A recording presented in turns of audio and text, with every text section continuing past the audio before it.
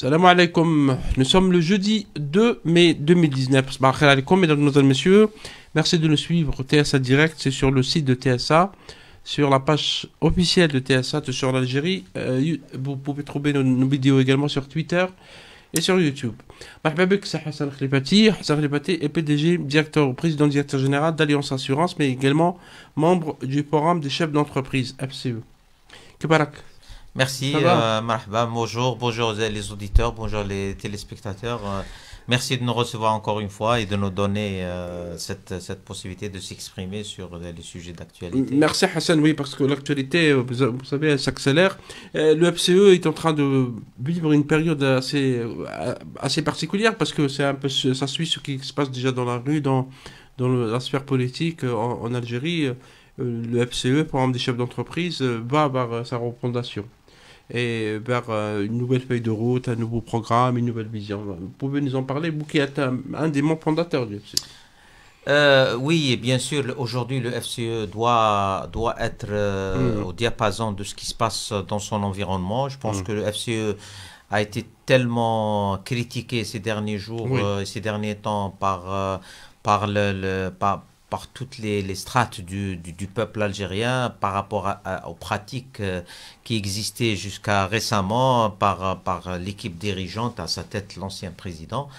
Donc aujourd'hui, soit le FCE, soit qu'il se renouvelle, soit qu'il se refonde, soit qu'il se réforme de l'intérieur et avec ses membres, soit qu'il va disparaître parce que aujourd'hui il y a une Algérie nouvelle qui est en train de se construire. Il y a une Algérie qui veut être beaucoup plus transparente, beaucoup plus concentrée sur le développement du pays, le développement de l'entrepreneuriat, de l'entreprise, de l'économie nationale.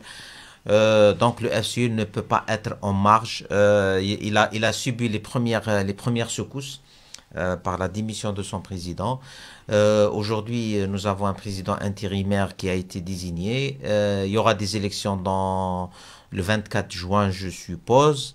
Donc il y avait trois tendances. Hein. Le 24 juin, pardon, Hassan, c'est pour l'élection d'un nouveau président et d'une nouvelle équipe. D'accord. D'une nouvelle équipe parce que je pense, à mon avis, il faut qu'il y ait une nouvelle équipe bien sûr, si je regarde le conseil exécutif de l'ancien conseil exécutif qui est toujours en place, je ne dirais pas que il y avait un noyau dur autour du président qui gouvernait le FCE, les vice-présidents, surtout les vice-présidents, certains vice-présidents qui étaient beaucoup plus impliqués dans la chose politique que d'autres. Mais le reste, bon, comme il y avait 40 membres, je ne dirais pas que les 40 membres sont tous responsables, bien qu'ils sont responsables indirectement.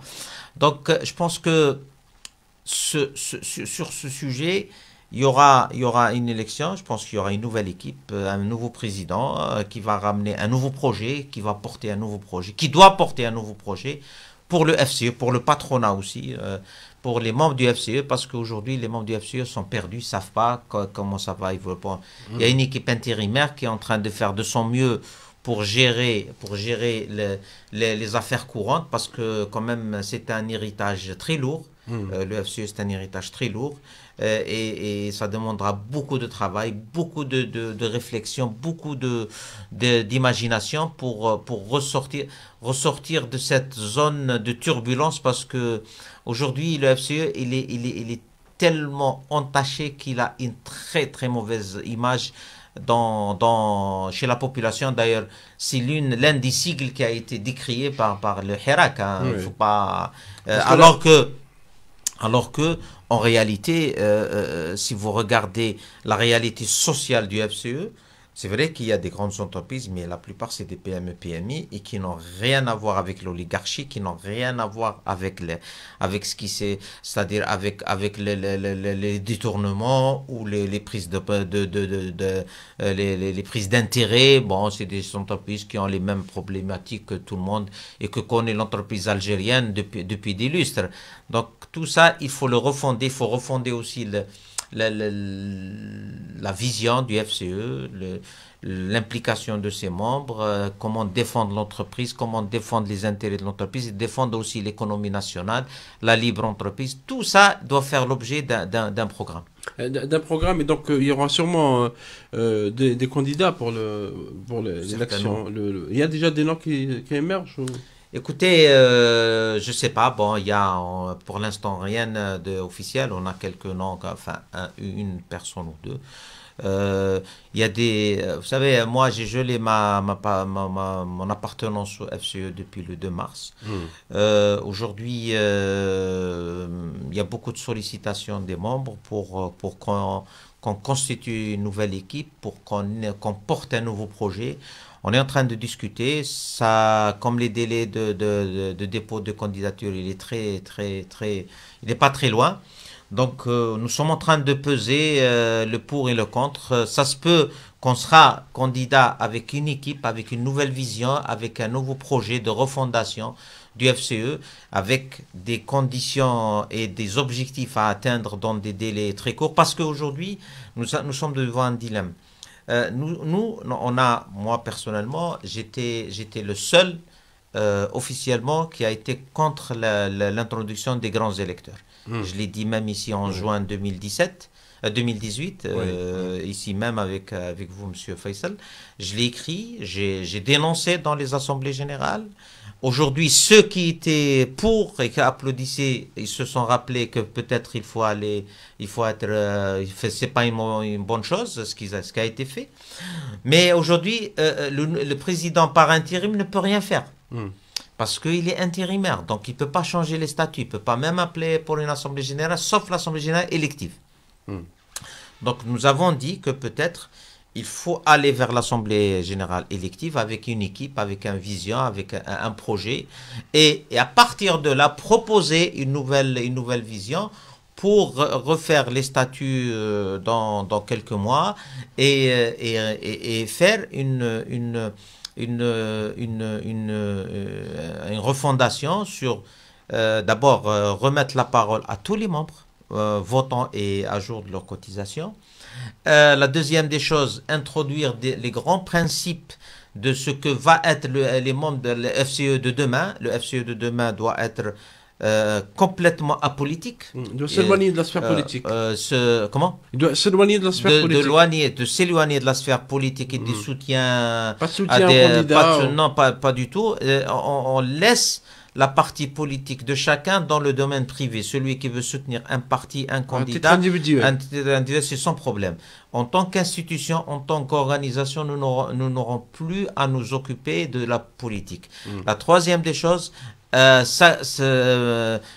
officialiser le mode de vote par bulletin secret pour toutes les questions qui concernent la vie de l'organisation. Introduire aussi, nous sommes en 2019, introduire pourquoi pas le vote électronique pour que les gens peuvent se sentir concernés, même s'ils ne sont pas présents physiquement, peuvent donner leur avis à travers le vote électronique.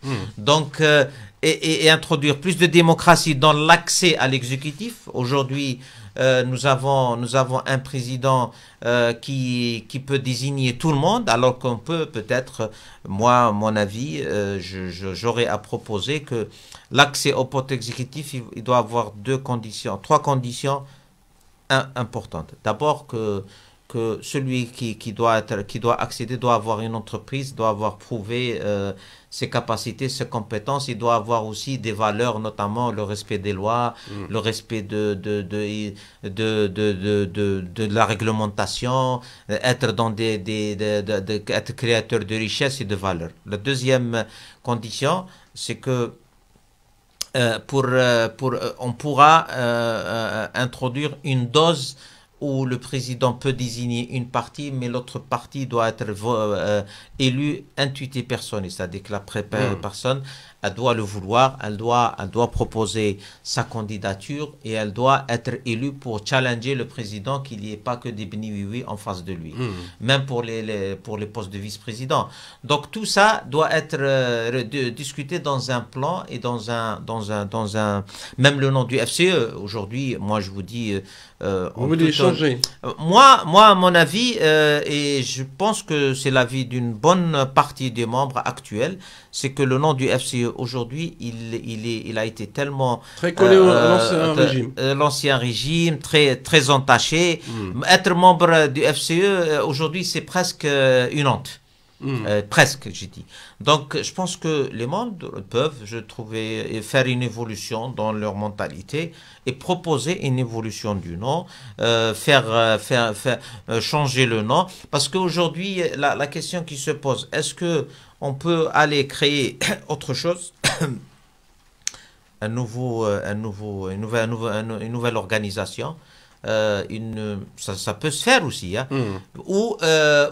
Et jeter toute cette histoire, toutes ces réalisations de 20 ans, alors que, ou bien de dire, voilà, quand même, il y a une histoire, il y a des membres, il y a toute une structure qu'il faut faire évoluer vers le mieux. Et je pense que c'est le projet qu'on pourra porter si les membres seront d'accord pour porter ce projet, parce que c'est un beau challenge pour le patronat algérien. Il y a combien d'adhérents actuellement à FCE? Vous savez, la liste d'adhérents aujourd'hui, d'après d'inscrits, il faut plutôt parler d'inscrits, peut-être ils sont 4000 d'après les déclarations des uns et des autres, mais très peu sont à jour de leur cotisation, c'est ça le problème. C'est pas tout le monde qui paie les cotisations. Non, c'est très peu, c'est-à-dire c'est le nombre, il est vraiment, il fait peur aujourd'hui. C'est-à-dire même quand on est patron, on paye pas les cotisations. Oui, quand on n'y croit plus, bien sûr, quand on n'y croit plus, c'est normal qu'on ne paye pas. Quand on a sa voix qu'on n'a plus le droit de voter, c'est normal. Moi-même, j'ai pas payé parce que le jour où on m'a dit que vous n'êtes plus votant, pourquoi je paye? Pour ma voix, je ne paye pas pour remplir les gradins et être téléspectateur. Si je ne participe pas dans la vie de l'association, si je n'ai même à une voix, ma voix doit être comptée. Donc, si je paye, c'est que ma voix, c'est un principe.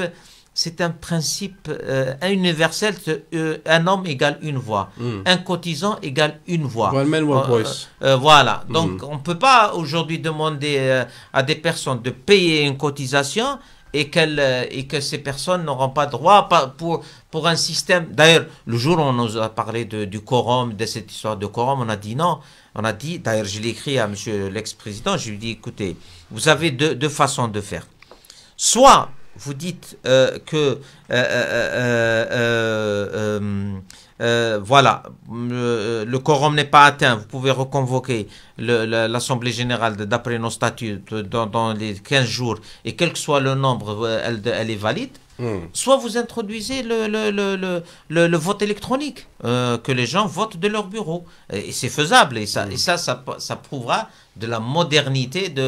D'ailleurs, le FCE, les dernières assemblées générales ont signé électroniquement la présence. Donc pourquoi pas le vote électronique? Et combien le budget du FCE? Il est financé comment, justement? Non, le FCE, ces dernières années, il est financé par la cotisation. Comme il y a eu beaucoup d'événements ces dernières années où il y a eu beaucoup de sponsoring, je pense que financièrement, il y a une somme respectable pour tenir le temps que les gens se remobilisent et que les membres se remobilisent et se réorganisent pour porter cette association qui va porter leur voix, qui va porter leur aspiration, qui va porter aussi leurs problèmes au devant des autorités pour le mieux de l'économie nationale. Est-ce que l'ère Ali Haddad, l'ancien président du FCE, est terminée? Est-ce que c'est fini avec cette période? Période où on voyait le FCE soutenir la candidature de... On l'espère et on n'espère pas que demain qu'il y ait des candidatures où on va faire du Ali Haddad sans Ali Haddad. C'est-à-dire, bien sûr, Monsieur Haddad, aujourd'hui, il a fait son chemin, il a fait ce qu'il a jugé pour lui, ce qui n'était pas bon pour tout le monde. Il avait une équipe autour de lui. Aujourd'hui, nous ne voulons pas reproduire ce schéma, nous ne voulons pas reproduire ces erreurs, je dirais. C'est des erreurs. C'est des erreurs. Aujourd'hui, le FCE doit rester dans sa sphère, dans son rôle. C'est de défendre l'entreprise algérienne, de défendre ses membres et de défendre l'économie nationale et de porter des propositions, une force de proposition et de porter des projets d'amélioration de l'économie nationale. Maintenant, celui qui veut faire de la politique, il n'a qu'à adhérer à un parti politique et c'est de son droit. Hein. On ne peut pas interdire aux gens de faire de la politique, c'est de leur droit. Mais l'association, le groupe FCE ou le groupe de patronat doit rester dans son rôle. Et justement, dernièrement, le FCE, par la voix de son président par intérim, Monsaf Othmani, a prévenu contre la durée, contre la crise politique, en disant que l'inscription de la crise politique dans la durée allait porter atteinte à la situation économique du pays et entraver partant le développement des entreprises économiques nationales qui ont difficilement commencé à reprendre et dont les dirigeants sont animés par une volonté forte de développer et sincère de développer l'économie nationale. Ça t'appelle, est-ce que vous pensez que la situation politique actuelle du pays, qui est marquée par des manifestations, par un hirak, etc., de demande de départ du président par intérim et du Premier ministre, a des répercussions sur la situation économique? Effectivement, si historiquement on regarde d'abord la crise économique, elle était préalable au hirak. Hein. Elle venait de loin, le manque de visibilité sur cinquième mandat, pas de cinquième mandat, qui seront les candidats. Donc après, bien sûr, elle a été aggravée par les cours du pétrole depuis 2014. Et aussi, ce qui a aggravé la situation, c'est le manque d'initiatives politiques pour réformer l'économie. Si vous vous rappelez, depuis 2014, on nous prépare, depuis 2000, on nous promet chaque fois des réformes, mais on n'a eu que des réformettes, on n'a pas eu des vraies réformes. Oui. Après, en 2014, on nous a dit qu'on va réformer, ça n'a pas été le cas. Après, en 2017, quand on a voulu lancer la planche à billets, on a déjà dit qu'elle sera, si vous vous rappelez, qu'elle va financer d'abord que les investissements avec le fameux emprunt obligataire. Qu'on n'a pas vu.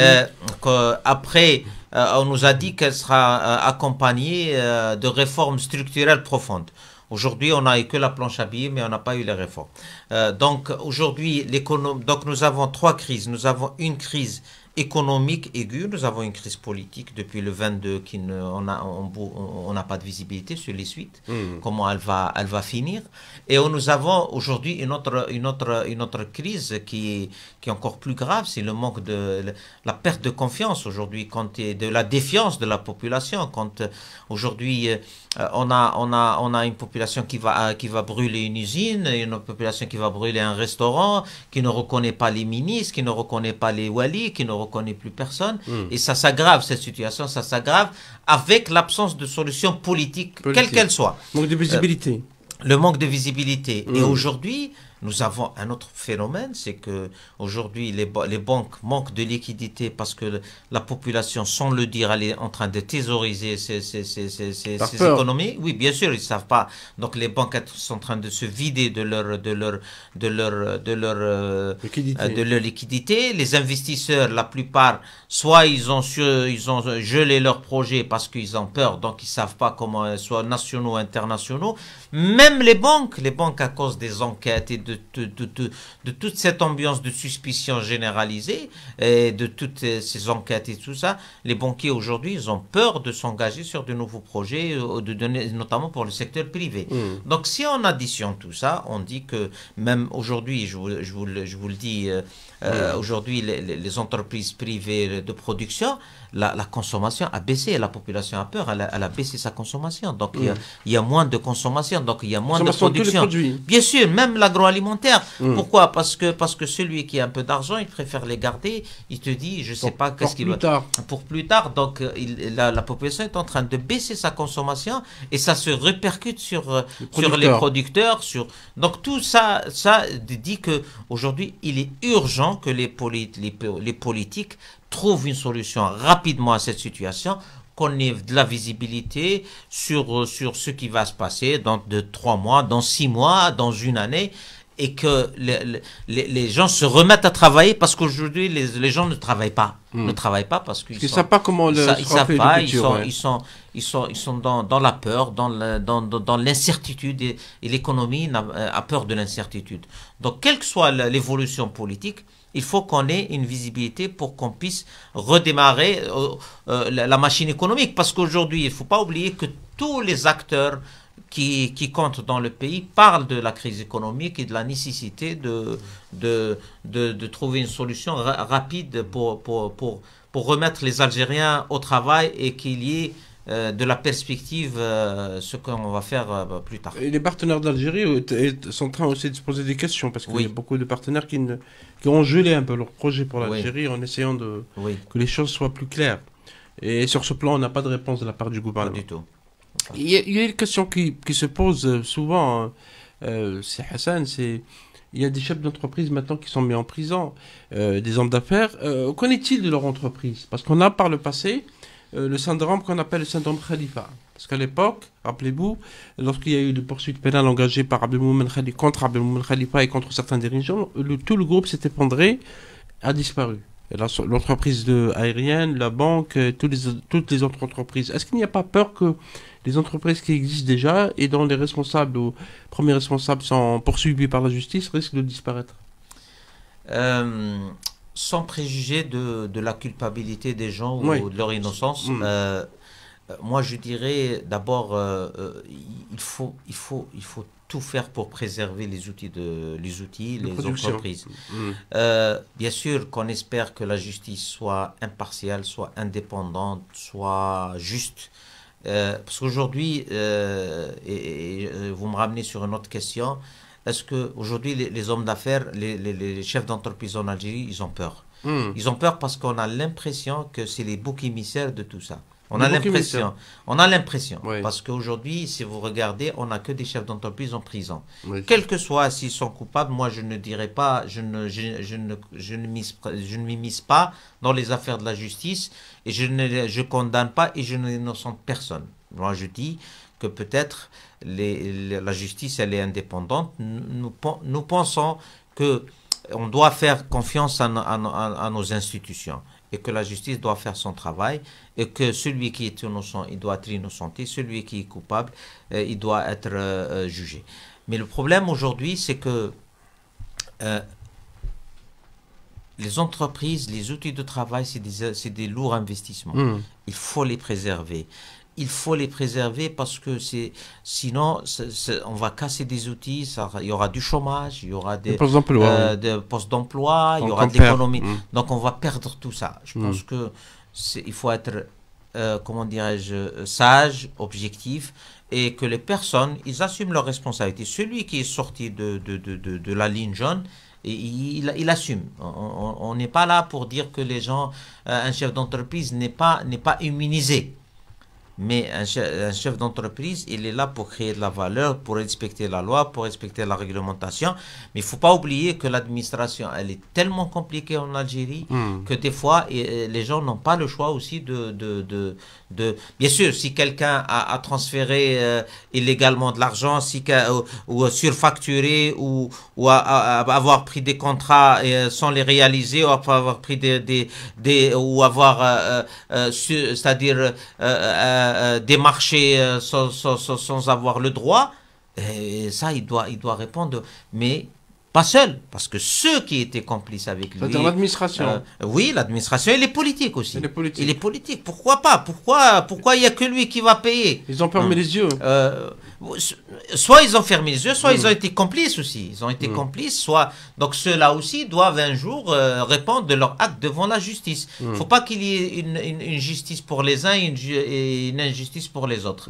Donc Tout ça, je pense que aujourd'hui les autorités algériennes doivent être conscientes qu'il faut être juste avec tout le monde et après que la justice soit indépendante et qu'elle juge en toute liberté et en toute conscience. Est-ce que vous pensez qu'il y a des règlements de compte?